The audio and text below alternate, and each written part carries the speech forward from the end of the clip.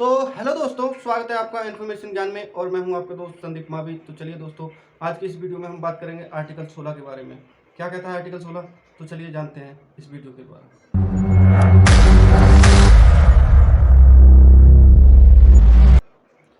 तो दोस्तों, आर्टिकल 16 बताता है कि अवसर की समानता। क्या बोलता है?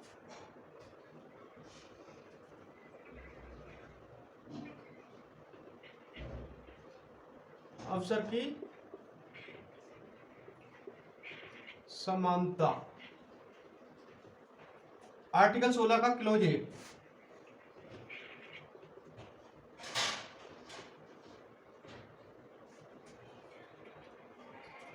तो दोस्तों, आर्टिकल 16 के क्लोज ए में हमें देखने को मिलता है अवसर की समानता। तो सीधी सी बात है कि कुछ इसकी कंडीशन, कुछ इसके टर्म्स भी होंगे कि किस प्रकार की समानता या कैसे अवसर की समानता। तो दोस्तों, अवसर की समानता से मतलब है कि यहाँ पे सरकारी नौकरी को मेनली मान के चलेंगे कि सरकारी नौकरी में हमें समानता बताई गई है। किस प्रकार की समानता? तो इसका आर्टिकल 16 का क्लोज 2 भी है।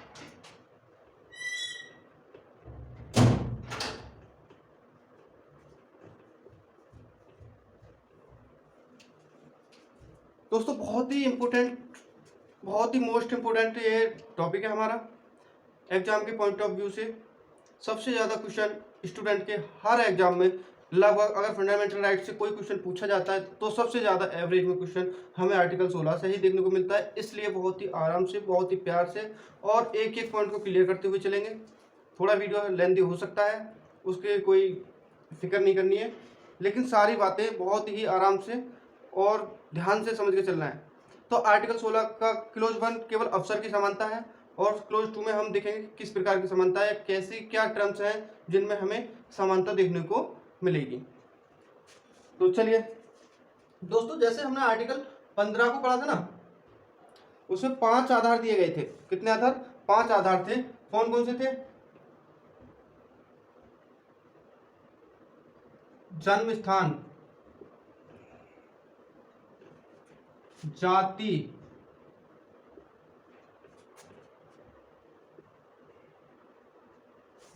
धर्म और जी तुम्हारा ये मूल वंश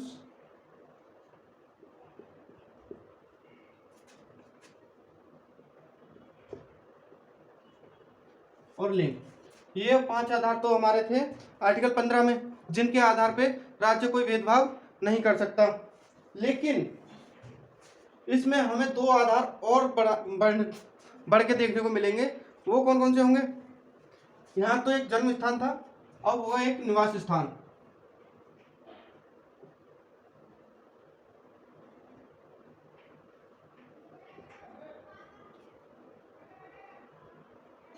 निवास स्थान और वंशानुगत।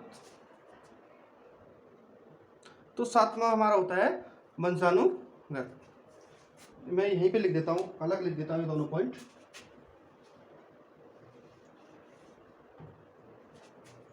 एक हो जाता है हमारा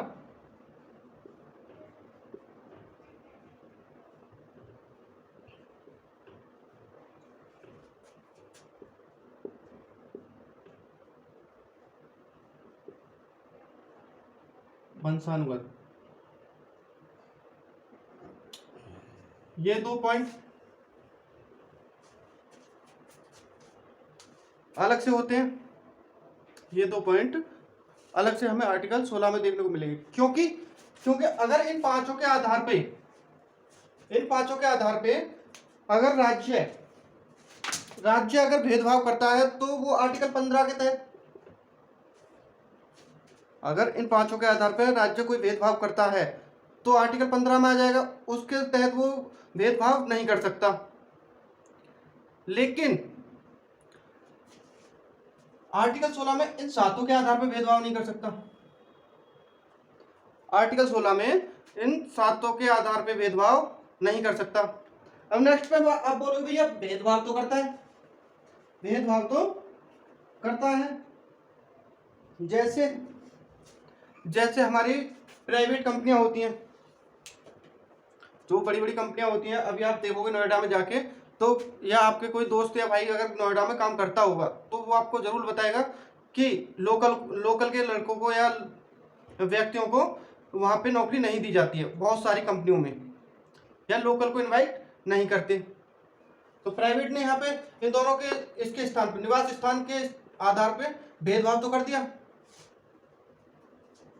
और अगर बात करें सरकारी उसके आधार पे कि राज्य नहीं कर सकता, तो राज्य भी भेदभाव कर देता है। तो इसका हम पढ़ेंगे क्या, आर्टिकल 16 का क्लोज 3। आर्टिकल 16 का क्लोज 3 में आर्टिकल 1 का और आर्टिकल 16 का क्लोज 2 का अपवाद होता है।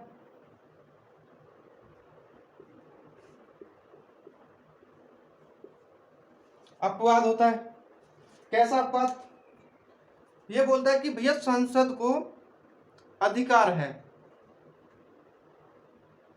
यहाँ प्राइवेट की अगर बात करेंगे तो प्राइवेट को ये अधिकार दे देता है कि भैया प्राइवेट की मर्जी है, वो आपको ले या नहीं ले, किसके आधार पे?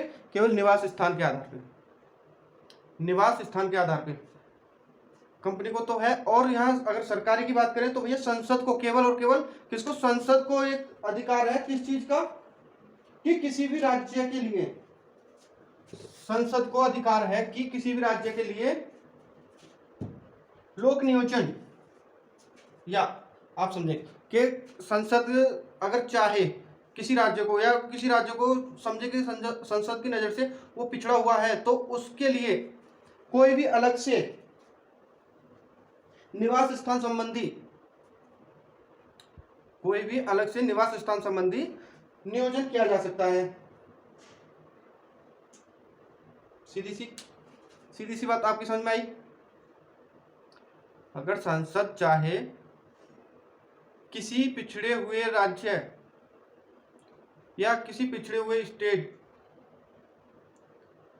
के लिए अलग से कोई प्रावधान या निवास स्थान संबंधी कोई कानून बनाना अगर चाहे तो बना सकती है। जैसे देखते हैं लोक नियोजन, यहां पे पढ़ते हैं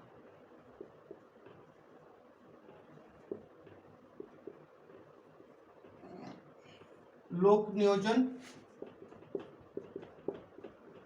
निवास संबंधी।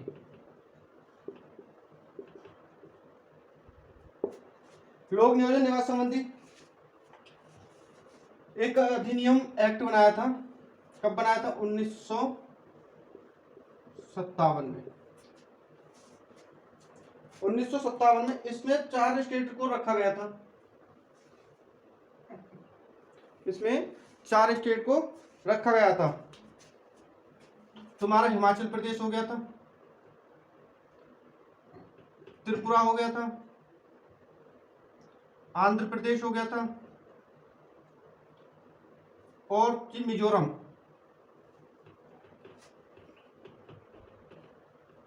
मिजोरम। यहां पे बोला गया था भैया कि यहां निवास स्थान संबंधी भेदभाव किया गया था, लेकिन कब तक हुआ था? लेकिन कब तक हुआ था? 1957 में चालू किया गया था और 1974 में इसको बंद कर दिया गया था। क्या कर दिया गया था? 1974 में इसको बंद कर दिया गया था। फिलहाल में ऐसा कोई कानून नहीं होता था या नहीं है, लेकिन इसको कुछ मॉडिफाई तरीके से कर दिया गया।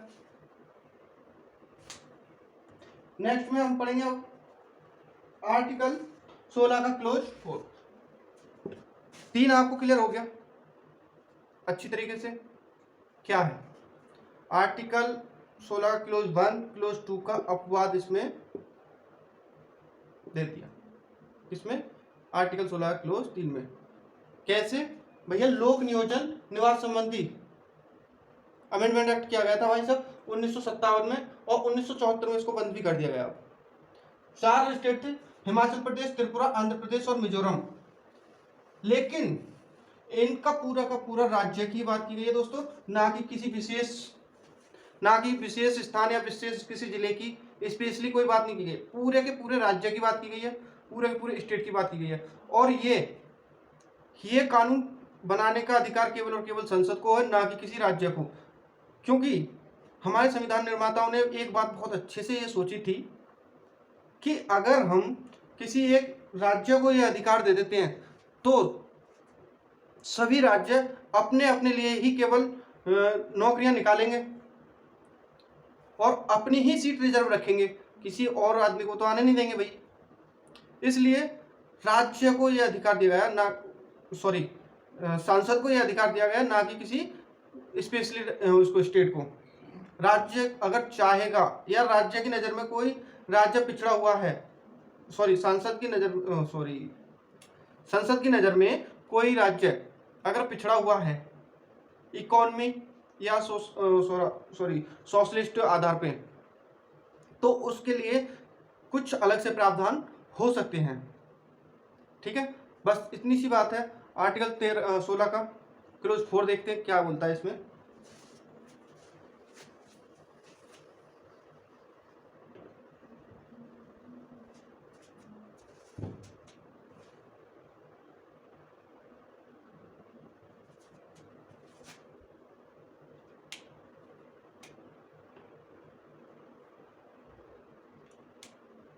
यहां बात होती है आरक्षण की।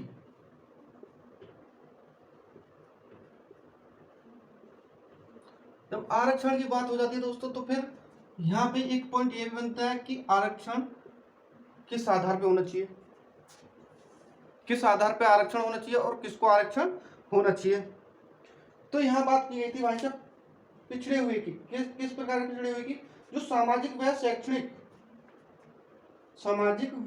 शैक्षणिक रूप से पिछड़े वर्गों का, समझेंगे,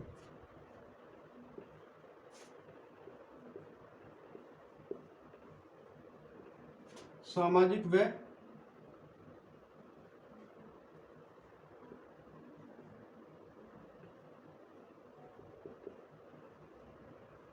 शैक्षणिक रूप से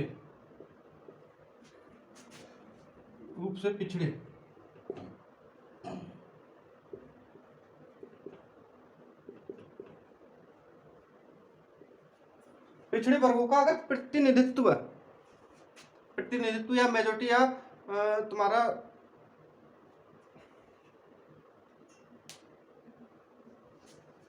तो प्रतिनिधित्व अगर कम है, तो प्रतिनिधित्व अगर समझेंगे तो क्या होगा कि जैसे समझो ओबीसी कास्ट को ले लेते हैं दोस्तों।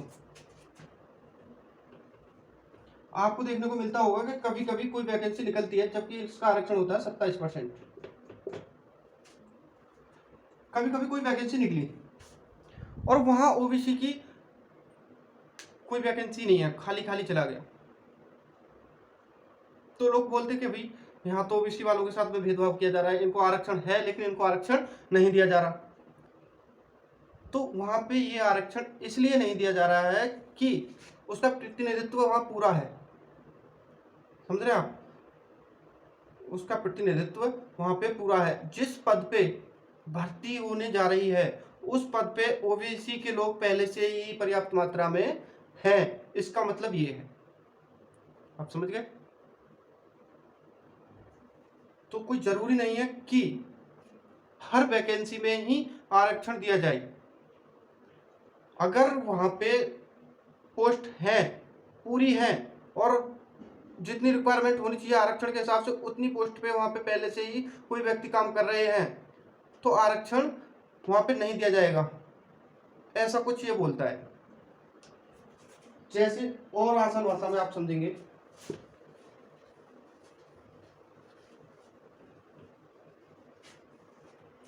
जैसे आप समझेंगे भैया 5000 वैकेंसी निकलती है, सपोज करो यूपी पुलिस में ही निकलती है,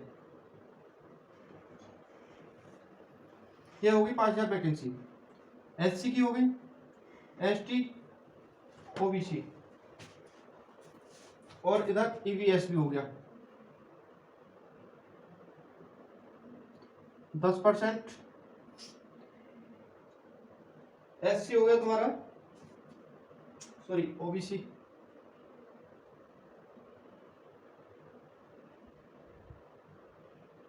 27%, 15% SC हो गया,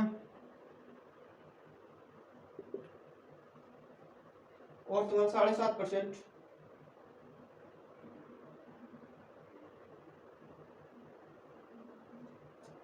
करके ये ST हो जाता है।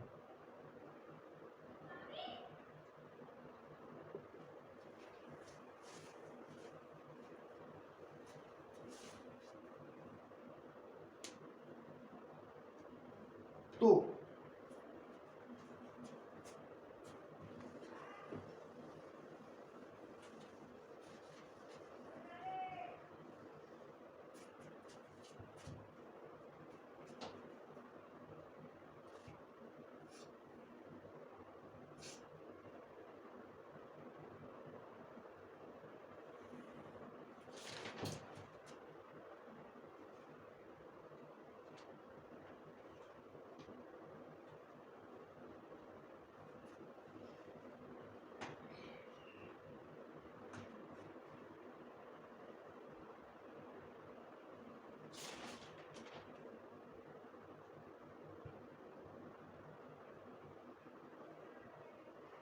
अच्छा, एक बात समझते हैं पहले,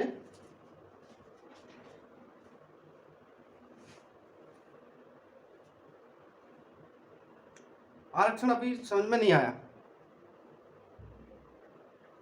तो आरक्षण समझ में आ गया दोस्तों, आरक्षण समझ में आ गया, आरक्षण हमने समझ लिया। अब वो देखते हैं कि प्रमोशन में भी आरक्षण होता है, प्रमोशन में भी आरक्षण होता है। तो इसी का नेक्स्ट पॉइंट देखेंगे,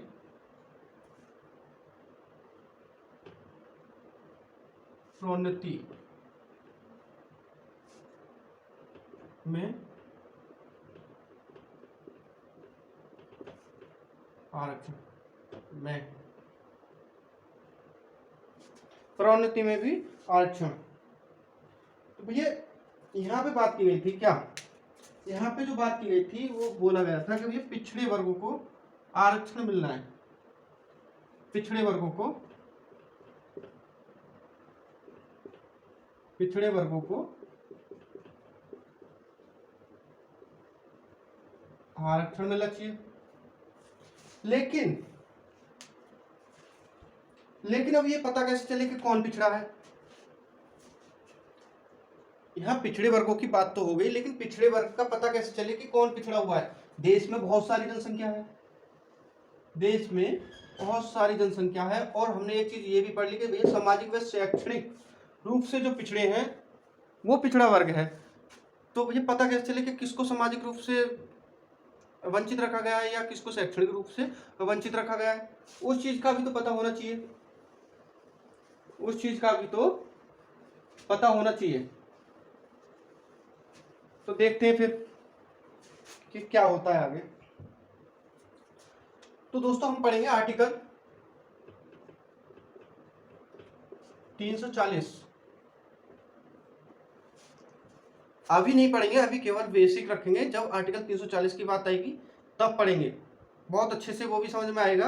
अभी बस थोड़ी सी चर्चा करेंगे आर्टिकल 340 के बारे में। तो यहाँ पे आर्टिकल 340 में, आर्टिकल 340 में एक पिछड़ा वर्ग, राष्ट्रीय पिछड़ा वर्ग आयोग का गठन किया जाता है। क्या? राष्ट्रीय पिछड़ा वर्ग,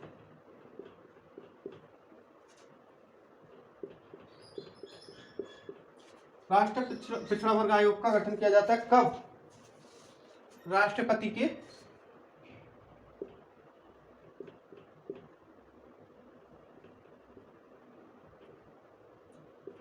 के द्वारा। समझ में आई? क्यों किया जा रहा है? क्योंकि हमें पिछड़े लोगों को पहचानना है, पहचान करने की कौन पिछड़ा है, इस चीज को वेरीफाई करने के लिए एक आयोग की जरूरत पड़ेगी, एक आयोग की जरूरत पड़ेगी। तो उस आयोग का यहाँ पे गठन किया गया राष्ट्रपति के द्वारा। क्या नाम रखा गया? वो भी हम पढ़ लेते हैं आगे चलते। तो बात आती है, मिटाना पड़ेगा थोड़ा सा, बोर्ड की दिक्कत है और छोटा बोर्ड है।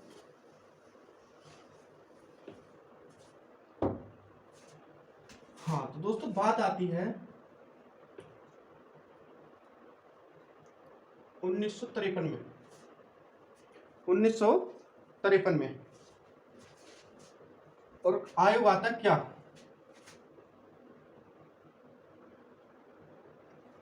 उन्नीस सौ तिरपन में आयोग आता है काका कालेलकर आयोग। कौन सा? काका कालेलकर। काका कालेलकर आयोग। काका कालेलकर आयोग आ जाता है दोस्तों। और ये जब काका कालेलकर साहब आ जाते हैं अपनी टीम को लेके, तो उनसे राष्ट्रपति महोदय सवाल करते हैं, भाई बताओ आप अपनी परिभाषा में किसे पिछड़ा मानेंगे? आप अपनी डेफिनेशन में, अपनी परिभाषा में किसे पिछड़ा मानेंगे और किसको शैक्षणिक रूप से पिछड़ा मानेंगे और किसको सामाजिक रूप से पिछड़ा मानेंगे? ये कुछ सवाल काका कालेलकर साहब से किए गए। तो उन्होंने कहा कि भैया सभी महिलाएं, सभी तो महिलाएं हैं और कुछ जाति,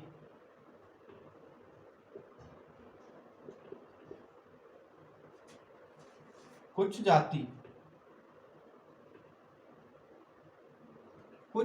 ये पिछड़े हुए हैं। सभी महिलाएं और कुछ जाति पिछड़े हुए हैं, लेकिन उस आयोग ने इसको अपर्याप्त माना। क्यों? क्योंकि ये लिंग के आधार पर और जाति के आधार पर हम पिछड़े को नहीं मान सकते। ऐसा कुछ कह के इनको तो भैया खारिज कर दिया गया। क्या कर दिया गया? खारिज कर दिया गया। किसको? काका कालेलकर साहब को।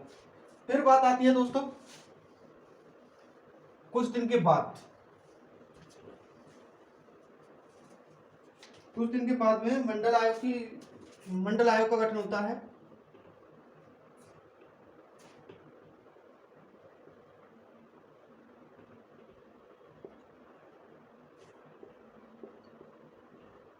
मंडल आयोग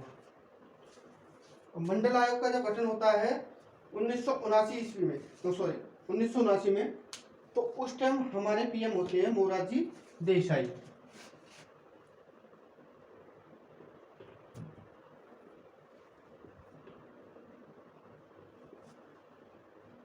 मोरारजी देसाई होते हैं हमारे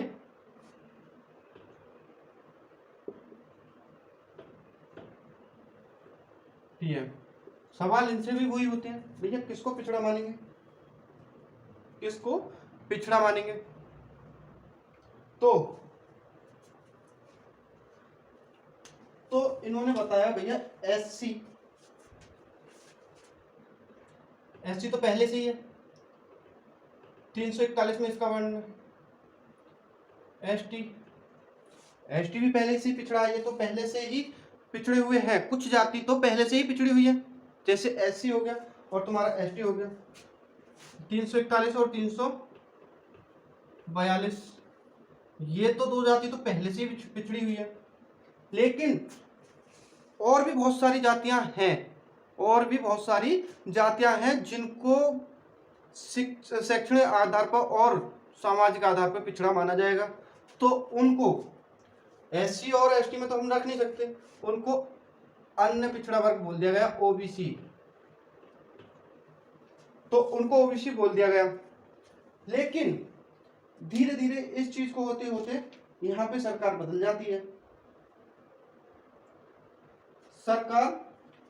जाती है, और इसको लागू नहीं कर पाते। लेकिन दोस्तों ये क्लियर हो गया ना? ठीक है। फिर हम आ जाते हैं 1990 में। 1990 में वीपी सिंह पीएम हो जाते हैं भाई।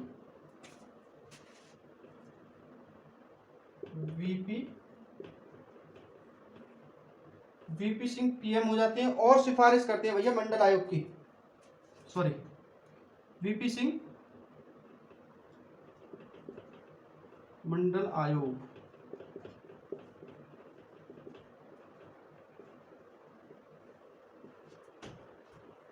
मंडल आयोग की सिफारिश पर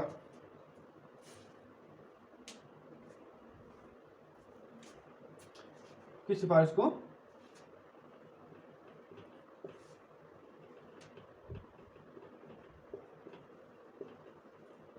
तो भैया यहाँ पे हमें 1990 में अप्रूवल मिल गया किसको, ओबीसी को।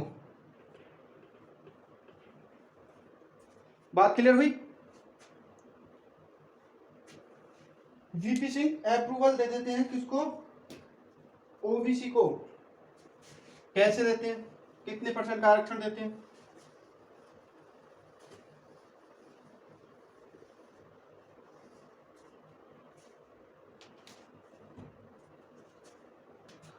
तो एससी और एसटी,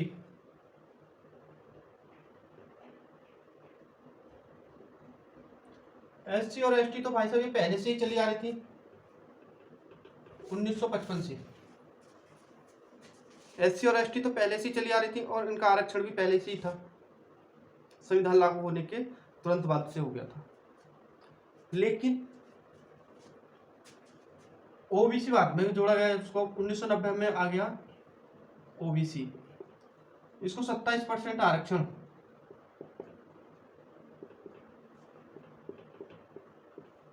27% आरक्षण दिया गया। और यहाँ पे इनको दिया गया कितना, एससी को 7.5% है शायद, और इसको आया तुम्हारा 15%। इस प्रकार से ये आरक्षण दे दिया गया और टोटल आरक्षण हो जाता है तुम्हारा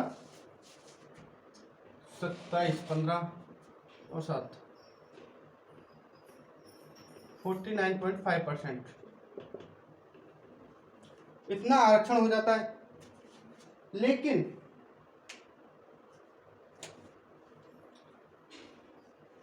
लेकिन जब ओबीसी को 27% आरक्षण दे दिया गया दोस्तों, तो और भी बहुत सारे लोग थे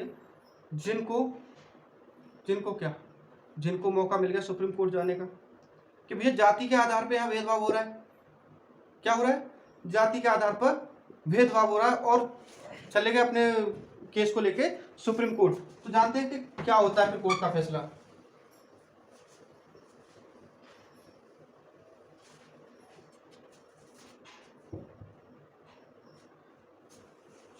तो एक साहब थे कौन, इंदिरा साहनी।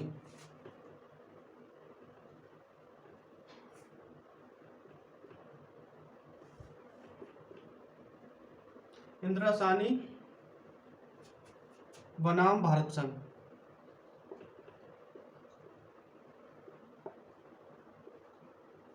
इंदिरा साहनी बनाम भारत संघ, और ये होता है भाई साहब स्टार्ट तुम्हारा 1992। तो यहाँ पे जो डेफिनेशन दी गई, यहाँ पे जो याचिका डाली गई है, जिस आधार पर यहाँ सुप्रीम कोर्ट पहुंचे थे ये इंदिरा साहनी साहब, तो इनका आधार था जाति के आधार पर या जाति आधारित सामाजिक व शैक्षणिक पिछड़ापन माना जा सकता है। समझ में आया। इंदिरा साहनी सुप्रीम कोर्ट पहुंच गए और फैसला भी आया क्या कि भैया जाति के आधार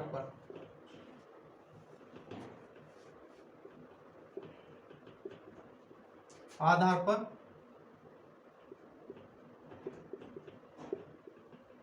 सामाजिक व शैक्षणिक पिछड़ापन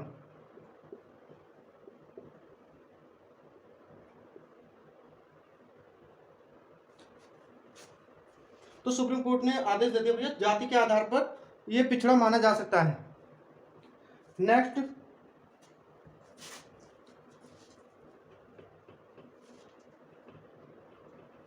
ओबीसी को 27% आरक्षण,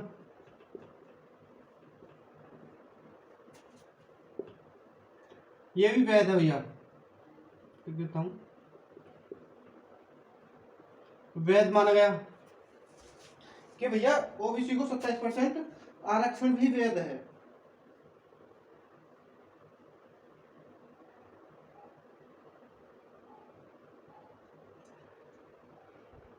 लेकिन कहा गया कि इन जातियों में जो संपन्न लोग हैं उन्हें आरक्षण का लाभ नहीं दिया जाएगा। जो ओबीसी में जो कास्ट आती हैं, ओबीसी में जो संपन्न लोग हैं, मतलब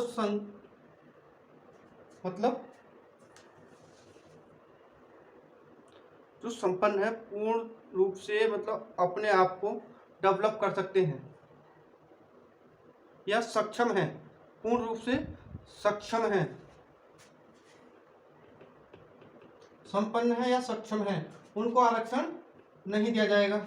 ऐसा कुछ भी सुप्रीम कोर्ट ने बोला क्या? उनको आरक्षण नहीं दिया जाएगा, ऐसा कुछ सुप्रीम कोर्ट ने बोल दिया। जिसको एक नाम दिया गया क्रीमी लेयर। क्या नाम दिया गया?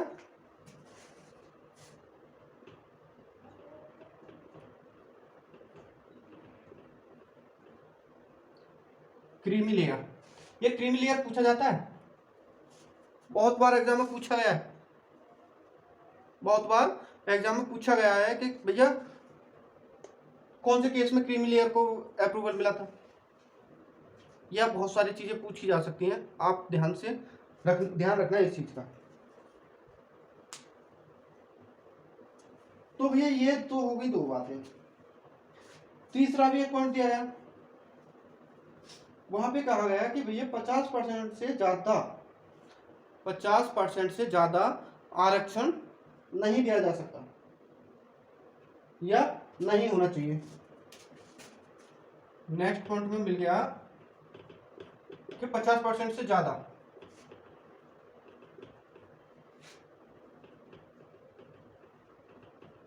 आरक्षण नहीं,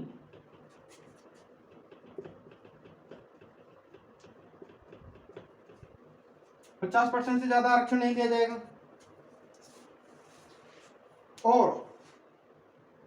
और एक और नेक्स्ट बात बोल दी गई कि भैया हमारा जो प्रमोशन होता है,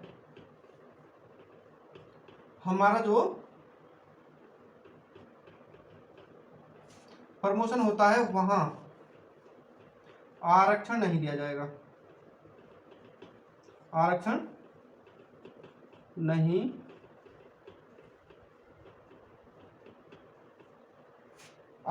दिया जाएगा। अब समझते हैं क्या होता है एक बार फिर से। इंदिरा साहनी साहब भारत संघ, भैया ये पहुंच गए सुप्रीम कोर्ट 1992 में। बोले कि भैया जाति के आधार पर यहाँ पे पिछड़ापन बताया जा रहा है, या जो परिभाषा हमारे मंडल आयोग ने दी थी पिछड़े वर्ग के लिए, जो परिभाषा, जो डेफिनेशन मंडल आयोग ने दी थी और जिसकी सिफारिश पर हमारे वीपी सिंह ने उसको अप्रूवल भी दे दिया, तो उसको लेके अन्य जो जाति के लोग थे वो चले गए सुप्रीम कोर्ट, जिसका नाम इंदिरा साहनी मिला। तो केस में जाके सुप्रीम कोर्ट का फैसला आया, तो वहां बताया गया भैया जाति के आधार पर सामाजिक व शैक्षणिक पिछड़ा रूप माना जाएगा। नेक्स्ट आता है कि ओबीसी को 27% आरक्षण मिलेगा, ये भी बात ठीक है। लेकिन जो सक्षम हैं, जो संपन्न हैं लोग, ओबीसी में बहुत सारी जातियां आती हैं दोस्तों, तो जो संपन्न जातियां हैं, जो सक्षम जातियां हैं, उनको आरक्षण नहीं दिया जाएगा। इस चीज को क्रीमी लेयर बोला जाता है, या मलाई परत, हिंदी में अगर बात करें तो मलाई की परत, लेकिन मलाई परत बोला नहीं जाएगा, कभी पूछा नहीं जाता, क्रीमी लेयर ही कभी एग्जाम में अगर आएगा तो क्रीमी लेयर ही आएगा, तो हमें ये ही बात याद रखनी है। अच्छा नेक्स्ट देखते क्या है कि 50% से ज्यादा आरक्षण नहीं दिया जाएगा, 50% से ज्यादा आरक्षण नहीं दिया जाएगा, ऐसा कुछ भी बोला गया। नेक्स्ट में बात अगर हम करेंगे तो भैया प्रोन्नति मतलब तुम्हारा प्रमोशन में आरक्षण नहीं दिया जाएगा। बात तो सही थी भैया कि जिसको एक बार नौकरी में आरक्षण मिल गया उसको प्रमोशन में आरक्षण नहीं दिया जाएगा, क्या जरूरत है भैया, वो तो सक्षम हो जाएगा तो उसको आरक्षण की जरूरत नहीं है, ऐसा कुछ बता दिया गया था। लेकिन भैया संसद को नहीं आए ये नियम पसंद, संसद को नहीं आए ये नियम पसंद, संसद ने कर दिया कुछ इसमें फेरबदल। सुप्रीम कोर्ट ने जो एक बार आदेश दे दिया उसको तो बदला नहीं जा सकता, ये बात तो आप भी जानते हैं कि सुप्रीम कोर्ट से ऊपर कोई नहीं होता। तो लेकिन संसद को तो भैया आरक्षण देना था, संसद को तो आरक्षण देना था, तो भैया फिर करता है संसद, करता है पार्लियामेंट, करता है संविधान में संशोधन। क्या करता है? संविधान में संशोधन। तो देखते क्या होता है, 77वां कॉन्स्टिट्यूशन अमेंडमेंट एक्ट, 77वां कॉन्स्टिट्यूशन अमेंडमेंट एक्ट।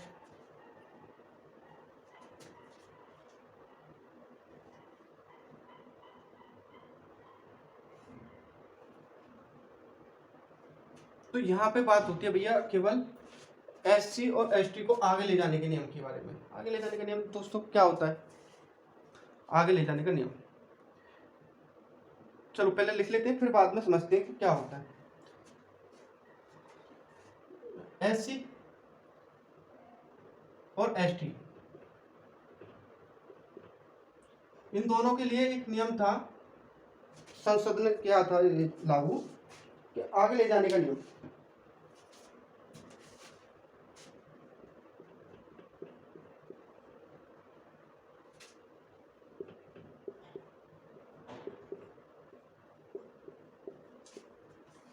आगे ले जाने का नियम या बोलते हैं कैरी फॉरवर्ड। क्या? Carry forward.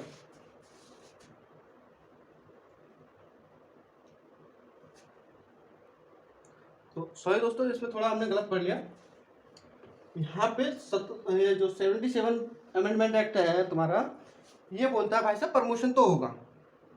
यहाँ हमारा सुप्रीम कोर्ट ने मना किया था कि भैया जिसको एक बार आरक्षण मिल गया नौकरी में, जिसको आरक्षण मिल गया नौकरी में, उसको प्रमोशन में आरक्षण की क्या जरूरत है, तो उसको प्रमोशन के लिए आरक्षण कभी नहीं मिलेगा। लेकिन हमारे संसद या पार्लियामेंट को ये नियम पसंद नहीं आया, उसने कर डाला संशोधन, संविधान में संशोधन। तो केवल और केवल भैया संविधान में संशोधन हमारा संसद ही कर सकता है और इसमें उसको मतलब कोई रोक नहीं सकता, ऐसा कुछ भी है। लेकिन सुप्रीम कोर्ट के फैसले को भी नहीं बदला जा सकता, सुप्रीम कोर्ट के फैसले को भी नहीं बदला जा सकता।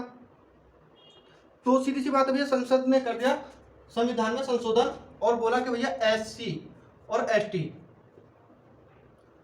एसटी को तो हम प्रमोशन में भी आरक्षण देंगे। बताओ कौन रोकेगा हमें, हमारा तो अधिकार है ये, हम तो संशोधन कर सकते हैं इसमें। बात क्लियर हुई? ठीक है भैया, तुम्हारा अधिकार है तो फिर तुम कर दो संशोधन और दे दो एससी एसटी को आरक्षण में, सॉरी प्रमोशन में भी आरक्षण। अब बात आई थी कि भैया 50% से ज्यादा आरक्षण नहीं मिल सकता, ये भी पॉइंट था। तो हमें तो 50% से ज्यादा भी आरक्षण देना है, 50% से ज्यादा आरक्षण भी हमें देना है। तो इसके लिए भी हमें क्या करना पड़ेगा, इसके लिए भी हमें एक संशोधन फिर से करना पड़ेगा और ये होता है तुम्हारा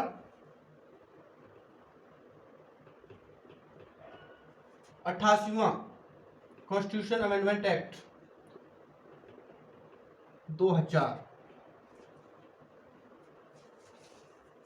यहां पे नियम रखा गया था कैरी फॉरवर्ड। या आगे ले जाने का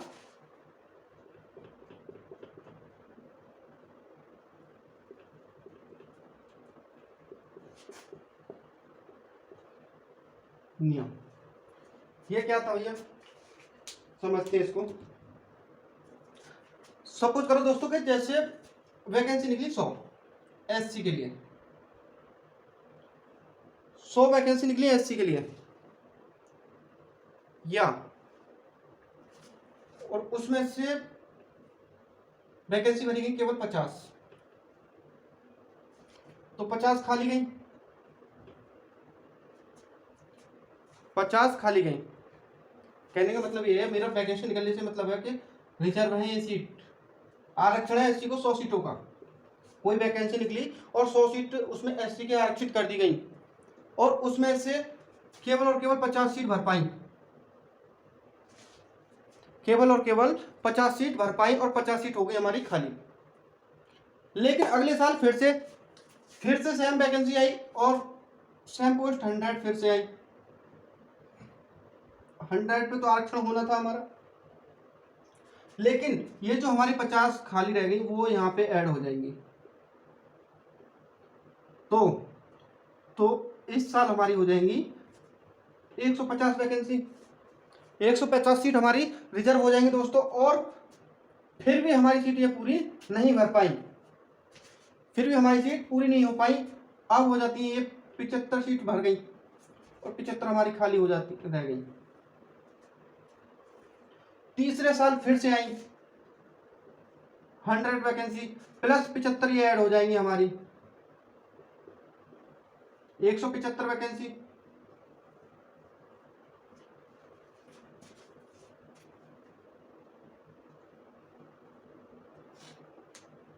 यहां तो बोला गया था कि 50% से ज्यादा आरक्षण नहीं दिया जाना चाहिए,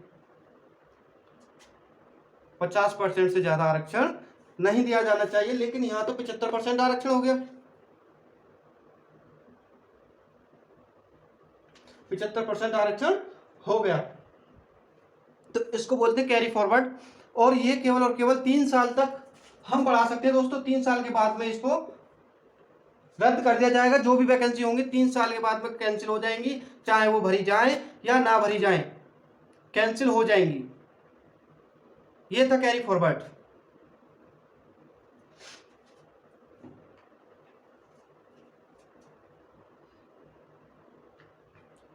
समझ में आ गया। इंदिरा साहनी भारत संघ कोर्ट के जजमेंट, उनको चैलेंज दे दिया सुप्रीम कोर्ट, सॉरी पार्लियामेंट ने, क्लियर हो गया। मंडल आयोग की सिफारिश पे, मंडल आयोग की सिफारिश पे हमारा क्या था, आरक्षण को लागू कर दिया गया था। काका कालेलकर आयोग को क्यों अपर्याप्त कर दिया गया था, ये सारे क्वेश्चन है। आर्टिकल 16 अवसर की समानता, क्लियर हो गया। क्लोज 2 पढ़ लिया। 7 आधार पढ़ लिए थे जिनके आधार पर राज्य हमसे भेदभाव नहीं कर सकता, लेकिन भेदभाव करता है, तो क्लोज 3 भी हमने पढ़ लिया। क्लोज 4 में हमने आरक्षण को पढ़ लिया। तो एग्जाम के पॉइंट ऑफ व्यू से इतना ही काफी है। बाकी हम मिलते हैं अगली वीडियो में, तब तक के लिए आप वीडियो को देखें और लाइक कर दें अगर अच्छी लगी हो तो, और चैनल को सब्सक्राइब कर दें। सब्सक्राइब बहुत ही ज़्यादा कम आ रहा है, पता नहीं क्यों दोस्तों, आपको वीडियो हमारी अच्छी नहीं लग रही है या क्या बात है, कमेंट में एक बार ज़रूर बताएं। कहीं अगर सुधार की ज़रूरत है तो उस चीज़ को भी हमें बताएं, हम सुधार करेंगे। और दोस्तों सब्सक्राइब करें, वीडियो को लाइक भी करते रहें, इससे हमारा मनोबल बढ़ता रहेगा और हम बहुत अच्छे से आपको कंटेंट तैयार करके अगली वीडियो में बताते रहेंगे। दोस्तों मोटिवेशन बहुत ज़रूरी है, मोटिवेशन की बहुत ज़्यादा आवश्यकता होती है दोस्तों किसी भी कार्य को करने के लिए। ये तो फिर भी एक आप लोगों की सेवा करने का मौका मिल रहा है। तो दोस्तों बस मोटिवेशन चाहिए आपसे, केवल और केवल आपसे केवल इतनी ही रिक्वायरमेंट है कि चैनल को सब्सक्राइब कर लें और वीडियो पे अगर अच्छी लगे तो ही लाइक दें, वरना आप कमेंट में करके हमारी कमी बता दें। तो फिलहाल के लिए इतना ही। चलिए दोस्तों मिलते हैं अगली वीडियो में, तब तक के लिए जय हिंद।